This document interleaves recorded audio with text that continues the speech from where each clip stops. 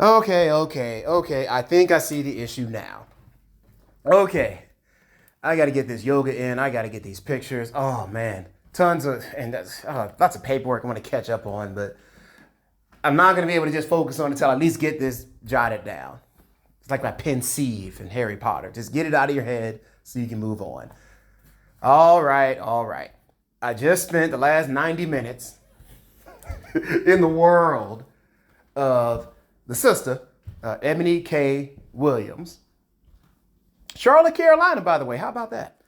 All right, cool. Okay, so original controversy clip put out by, I understand the griot or Eboni K herself. Ebony, that's called Ebony. I don't know if she goes by. That, hey, Iyanla Vanzant, our sister, our elder, asked her, would you date a bus driver? And she said, only if he owned the bus. Pretty much like that. You can see the head move. You can't see it, but you can see only if he owned the bus. And then Miss Dr. Vanzant went on about, he's a man of integrity, yada yada yada, and loving. I would drive, be the bus driver. And I think Ebony actually did. It wasn't all that bad. Ebony from there went on with it. But the clip was that. And Ebony, I think she said something about it. It's all, it's a very good conversation, very good point, etc. All right. Now that clip blew up on the interwebs. And that's great. Right? Controversy. I think the griot put out just that clip, which is a very smart thing to do. That was brilliant. This is what's needed. You've got controversy creates cash. So I'll start there. Why put out just that clip when it's so hurtful? You got to get views. I'm on the griot's YouTube page right now. 78,000.7 subscribers. Their featured video, when I pull it up on my phone, the first video that comes up as the featured video from 2 months ago, something about the evolution of reggae music and black history. I'm sure it's a lovely video. 590 views. It's been out for 2 months. Black Travel, 3 years ago, 696 views, 367 views, 643 views. The one about black hair, natural versus, I guess, a perm or whatever, 3.1 thousand views. Eboni K. Williams' show herself, her feature playlist. Outside of this Iyanla Vanzant thing, there's her response to the bus driver has 12,000 views. You want to know what the other views are? The other views from Eboni K stuff. Something about cannabis, 293 views, been out for 2 weeks. Something about the CDC and black maternal deaths. I'm sure it's a very poignant video. 203 views, 839 views for something about Monique 3 weeks ago. On and on and on. Quick glance through, factor out the Vanzant, the bus driver video. I think she's probably averaging about a cool, if it's 1,000, I would be generous. If it's 1,000 views a video, that would be generous. Something about Cheryl Lee Ralph is at 1.7. It's probably when she won some awards. So first off, I have no issue with that. Controversy creates cash. In our Beyond Sports, the biggest post we ever had was one of my posts, very simple one about, oh my gosh, this guy, escape my name now. The guy that's the coach for the Miami Dolphins now, who's a guy who is officially multiracial, but it looks like Stephen Colbert, a small version of him. But his dad is, if you saw his father, you say his dad was black.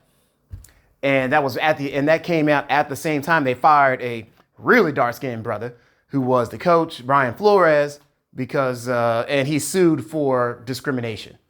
So all that came at the same time. I posted something about this white dude and his white family being the coach of the Fins. That thing just blew up and went super viral for us. Viral enough for us. Okay, so no issue with the controversy for the views. Now, I saw the whole Eboni K interview with Dr. Iyanla Vanzant. Vanzant? No, it's Dutch. Vanzant. That's Dutch. Vanzant, I think. And I saw her response on The Breakfast Club, Eboni K again, on The Breakfast Club for about 40 minutes or so. I had to pause it a couple times. Defending herself, right? Now, the full Dr. Iyanla Vanzant video, it's a great video. Hey, that's a really cool interview. That's really good convo. Really good convo. Hear Dr. Vanzant speak is always great. On The Breakfast Club, DJ Envy with the beige rage, their thing they have on the screen, not mine, beige rage. He largely spoke for what apparently were the comments from the more working class part of Black America. And in Black America, the working class percentage it's really up there, right? We're not new to America. We all know how we got here. Jim Crow only ended, 60 years ago now? That we could even have nominally somewhat the same opportunities. We all know about housing discrimination after that. We all know about redlining after that. We all know about the pushing the drugs in our communities after that. We all know about police brutality after that. We all know about black people whose names on resumes look black, not getting as many callbacks as black people whose names are not black-ish or black-looking names. We all happening to this day. We know about the diversity issues in the C-suites in corporate America. Hell, we know about diversity issues at the team leader level in corporate America. We all know that.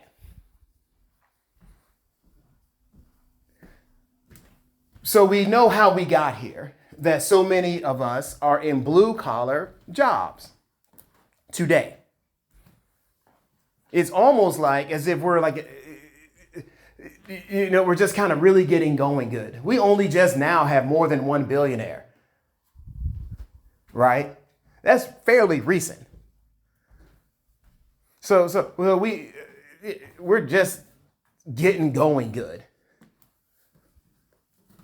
And there's still all this racism. We know how we got here in America. So the fact that so many black folks have blue collar jobs, and then old girl Eboni K is all here saying, she gets asked a simple question, would you date a bus driver? He said, not if he ain't on the bus. Ouch.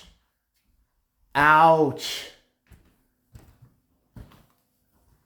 That hurts. Ouch. Because that clip, and I know, and I'll get to the Breakfast Club where she tried to clean it up. And I see where she was going with it. And that's all gravy. You got to clean it up.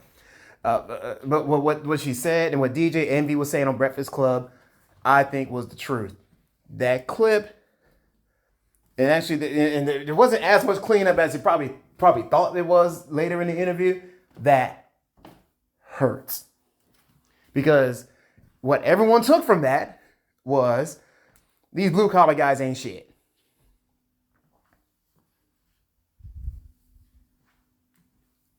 That's what everyone took. A lot of people took from that.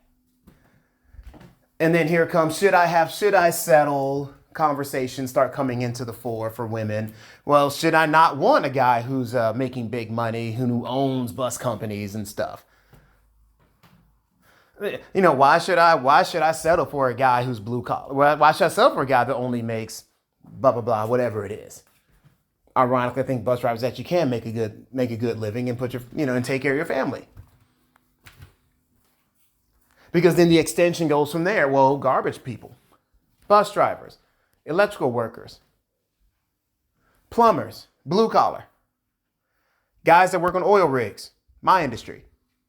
Not guys like me, engineer, managers, whatever. No, not me. The guys that are out there doing the work. The guys that work the pipelines. The guys that work the utilities. The guys that climb the poles for your cell phone to work. Climb those towers. Good buddy of mine was doing that for a little while. Hard work. You could even expand that to school teachers. My mother. My wife. Hell, you could expand that. Blue collar. That's not, you're on your feet all day. That's not cushy. Right. So when you say that, and I don't know if maybe, I'm sure you got to get the controversy. But when you hear someone say that, people took it as crapping on blue collar folks. And then, there's women defending, well, you should want what you want and all that stuff. Well, you're crapping on blue collar guys, who are the majority of guys globally. And then in black folk, it's disproportionately because what I said at the beginning, we know how we got here.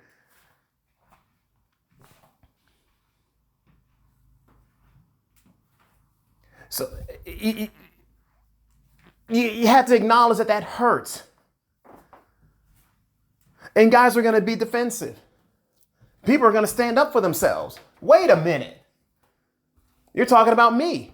You're talking about my father, my uncle, cousins. Not saying that they have a right to date a particular woman or whatever. It's not what we're talking about. But it's just one of them things that it's not so much because that's what it came off as. And I imagine, Ebony understands that, but that's what it came off as. I think she's smart enough to know that, which is why you put the clip out. Good controversy. But she's smart enough to know that's what it came off as. Some people are going to defend themselves. And I have no issue with people defending themselves and defending their profession. Because like they said on The Breakfast Club, and even Eboni K said it herself eventually. And I remember even I stopped watching because it got really mean-spirited. But early in Kevin Samuels' world, she said it as well. The blue-collar guys who make the world go round. It's not the white-collar guys. We learned during the pandemic who's actually essential.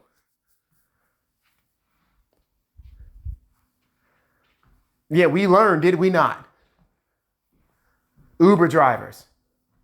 People that work the subways, work the tube. Mass transit.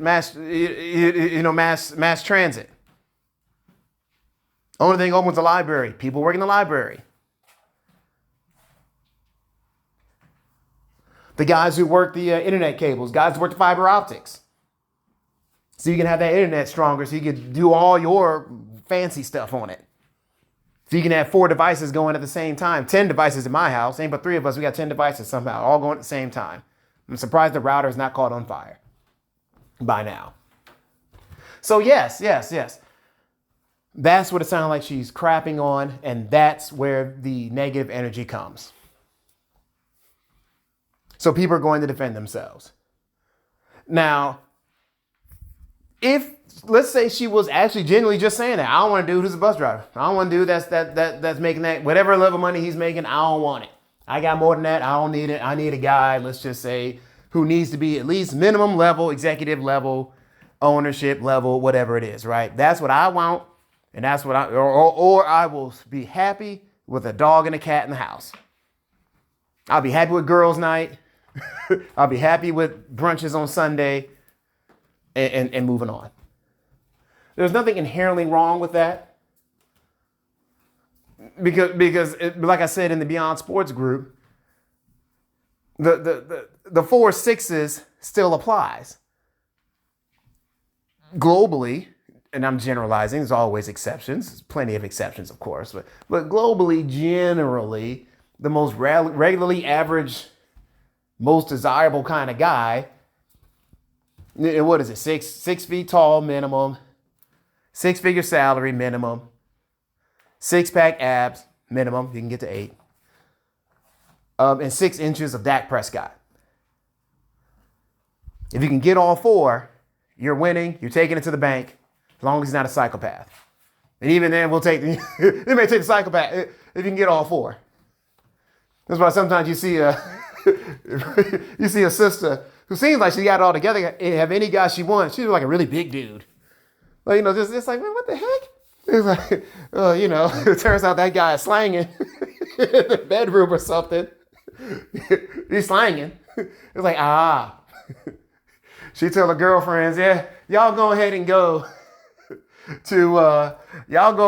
to Taco Milagro on Thursdays. I got stuff at home. I'm good to go. I'm good. I'm good where I am with my big man. You see some fine looking sister that could be a model Well, that's a real short dude. Dude's like 5'6". But it turns out it's like owns like, it's like some oil company exec or something like that. Is a and again, same thing. Y'all go ahead and go to Taco Malal Grill. Y'all go ahead and go to Turkey Leg Hut and hang out. I got shit at home. I'm good right here. You see the compromise. Okay. So I had no issue with that. If that's what people want, that's what people want. And everybody gives. That's compromise. Everyone gives. Now, with Eboni K, she went on the Breakfast Club and tried to clean it up. And she did a good job trying. She tried. And she went on the black empowerment side. That's almost like the race card for black people internally. If you start claiming I'm all about black empowerment and stuff, it kind of can try to shut down a lot of conversations. They say, well, you say something insulting, but say, well, I'm trying to help the black race. That's why I'm saying these kind of things. Like, oh, okay. All right, well, there's nothing wrong with helping the black race, I guess. Oh, yeah. She goes on the Breakfast Club and she's talking about the classic stuff, the black economic empowerment, black ownership. You need to be owning things. If your skill set can do it, you need to be working towards owning a fleet of buses. You need to be doing these types of things, opening an LLC and then an S Corp. All that good stuff. We need black people to go forward. And that's what she was saying. That's what she was saying when she said if he needs to own the bus. She was going on about how don't stop your potential, the bigotry of low expectations, the George W. Bush stuff. I know it's not originally him, but the George W. Bush stuff, the bigotry of low expectations. You don't need to be just a garbage man. I can't be with a guy that's just a garbage man. I need a guy who's working towards owning a fleet of trucks that's on that pathway or already there or some version of that. And I had to pause the tape because there's a song in the hash group, if you're into the international jogging world, the jogging and drinking world, that we have when we hear something like that. And the song goes a little something like this. Bullshit, bullshit. It all sounds like bullshit to me. Bullshit, bullshit. It all sounds like bullshit to me. You ain't fooling nobody. No. That's not what, no. Don't try to go black empowerment now. Because you could have said that easily in the Dr. Van Zandt interview. Yeah, that interview was I'm looking at it's a 23-minute, almost 24 minutes. And Dr. Van Zandt was talking, you let her talk. At any point you could have said, just really quickly, by the way, no shade on those brothers that do drive a bus. I'm talking about the ownership side of the house. That's what I'm looking for. That's all I'm talking about, black empowerment. No shade on those brothers. At any point in time, she could have said that. Now, it's a live interview. I'm not training these things, as you can tell. So you get one take, it's live. Do you even feel you have to clean it up? The topic moved on to more stuff fairly quickly. So, okay. But yeah, don't even try it. That's like me saying, same interview, and the person says, hey, Don, would you date a girl or marry a woman? Let's just pick something. Would you marry a woman that weighs 200 pounds? And I would say, now that she's well on her way to being 15% body fat. And then Dr. Van Zandt says, a person of integrity, a person that's loving and all that stuff. If I say she needs to be well on her way to 15% body fat. Ouch. But then when the smoke comes, and it would, something else famous enough, which I'm not, but the smoke came. When the smoke comes, like, what the heck, what are you talking about? Then I can say, you see, I'm all about the health of the black community. I'm all about let's eat right. Let's get more fruits and vegetables and non-processed meats and all that stuff in our diet. Let's take it easy or eliminate the the soft drinks and the fast food and the takeout. Let's let's bring back walking, morning walks. Let's bring back at-home workouts, and let's make that cool again. I'm all about the health of the black community. That's what I was saying when you have to be on 15% body fat. I didn't say anything about just because I like a person who looks like that. People will see me coming from a mile away. No, no, no. Even if that, in fact, is true, that I'm about health in the black community, even if that is, in fact, true, that's not what I said at the time. I said something that many could consider shallow, but again, is a potential preference, right? There are guys that simply just will not talk to you at all. It'd be the greatest thing since sliced bread. If you don't look like Janelle Monáe or Sierra, they're out, right? Body type wise, I don't know. Face is eye of the beholder. So yes, it's you can't have it both ways. You said what you said. You meant what you said. Even though she has all this empowerment stuff and all that fun stuff. I get all that. I get all that. That's great. That's great. You got books about it and black ownership and learning. And yeah, and she's even right. Yes, AI is coming for all those blue collar jobs. We know this. AI is not only coming for their jobs, it may be coming for mine. Because while we're over here giggling about, oh man, they can use AI to drive buses, they're going to be like, well, we're going to use AI to develop business plans and project plans. I'm like, whoa, what? We're going to use AIs to develop engineering procedures. Whoa, what? We're going to use AI. We're going to use AI to develop scheduling strategies, to develop continuous improvement programs and policies. I'm going to be like, whoa, what? Wait, that's what I do. Be right there with the bus driver, ex-bus driver, right there with him. But and none of that she said is untrue on the Breakfast Club. None of that. I don't think there's anybody that's pushing back on that. And I don't think she quite. She veered away from it. That hey, you said something hurtful that insulted a whole lot of people, even if it's your preference. You didn't clean it up at the time. I'm sure you didn't clean it up. Maybe there wasn't time, but that's what it was. So, in summary, I'm happy overall that this happened. I actually am a subscriber to the Griot. I thought it was shadow banned on YouTube. It very well may be. I thought the channel shut down because I'm subscribed. I get no notifications about it.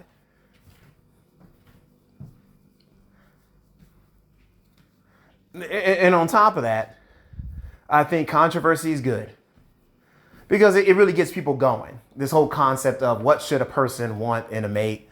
Everyone gets really fired up about it because we all know because somebody's going to say something that you ain't or you can never be. Or for you to do it would be just a monumental, seems like an impossible task, right? The physical features. In some cases, the financial side. I don't have that. So yeah, I'm glad it happened because it does get the controversy going. They got a lot of comments on our stuff. It's not even sports related. There's no sports angle. I was thinking, did she at least play volleyball in college or something? I don't know, but it got a lot of people going.